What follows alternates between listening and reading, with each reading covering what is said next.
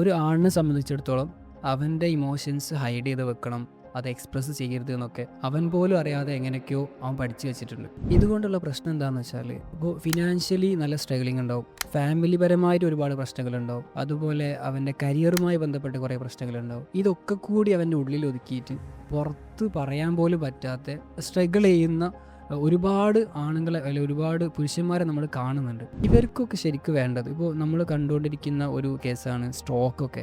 ഈ സ്ട്രോക്ക് വരുന്ന ആളുകളെ നമ്മൾ ജസ്റ്റ് ഒന്ന് എടുത്ത് നോക്കുകയാണെങ്കിൽ അതിലൊരു 90% ആളുകളും പുരുഷന്മാരാണ്. ഇതെന്തുകൊണ്ടാണ് പുരുഷന്മാരിലേക്ക് ഇത്തരത്തിലുള്ള അസുഖങ്ങൾ വരാനുള്ള മെയിനായിട്ടുള്ള കാരണം നമ്മളത് എടുത്ത് പഠിച്ച് നോക്കുകയാണെങ്കിൽ ഒരുവിധം നമ്മൾ കാണുന്നത് നല്ലൊരു ഫാമിലി ഇല്ല എന്നുള്ളതാണ്. നല്ലൊരു കുടുംബ ബന്ധം ഇല്ലാത്ത ആളുകൾക്കാണ് കൂടുതലായിട്ടും ഈ ഒരു ബുദ്ധിമുട്ടുള്ളത്. ഒരു വീട്ടിൽ നിന്ന്, അത് വൈഫിൽ നിന്നാവട്ടെ അവൻ്റെ ഫാമിലിയിൽ നിന്നാവട്ടെ, നല്ലൊരു സപ്പോർട്ടും നല്ലൊരു സ്നേഹവും കാര്യങ്ങളൊക്കെ അവർക്ക് കിട്ടുന്നുണ്ടെങ്കിൽ അവൻ്റെ കരിയറിലും അതുപോലെ അവൻ്റെ ഫിനാൻഷ്യൽ ഗ്രോത്തിനും അതുപോലെ അവൻ്റെ ഫാമിലിയുടെ ഗ്രോത്തിനൊക്കെ നല്ല രീതിയിലുള്ള ഗ്രോത്ത് ഉണ്ടാവാനുള്ള ഒരു മെയിനായിട്ടുള്ള കാരണമാണ് നല്ലൊരു കുടുംബ ബന്ധം എന്നുള്ളത്. നല്ലൊരു കുടുംബ ബന്ധം ഇല്ലെങ്കിൽ അവർ ഇമോഷണലി വീക്കായിരിക്കും, ഫിനാൻഷ്യലി വീക്കായിരിക്കും, ഹെൽത്ത് പരമായിട്ട് വീക്കായിരിക്കും, ഓവറോൾ ആൾ ഫുൾ വീക്കായിരിക്കും.